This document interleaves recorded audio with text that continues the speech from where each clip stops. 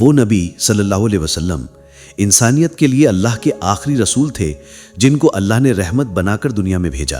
قرآن کا پیغام ہے وما ارسلناک الا رحمتا للعالمین، ہم نے آپ کو صرف اور صرف تمام جہان کے لیے رحمت بنا کر بھیجا۔ ان کی زندگی تو ہم سب کے لیے مثال ہے۔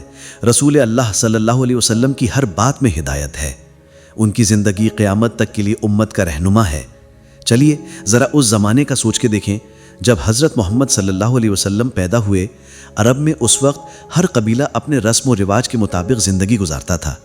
عرب لوگ قبیلائی نظام میں بٹے ہوئے تھے، جیسے بنو ہاشم، بنو امیہ، بنو مخزوم۔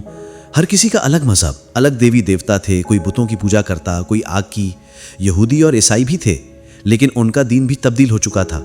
بدلے کی آگ میں قبیلے ایک دوسرے سے لڑتے رہتے تھے، قتل و غارت عام تھا۔ مشورے میں عورتوں کی کوئی عزت نہیں تھی۔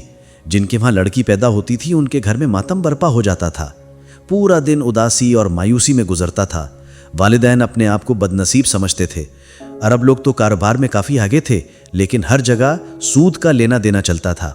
انسانیت کی کوئی قدر نہیں تھی۔ اور اسی ظلم اور جہالت کے دور میں اللہ تعالیٰ نے حضرت محمد صلی اللہ علیہ وسلم کو رحمت للعالمین بنا کر بھیجا۔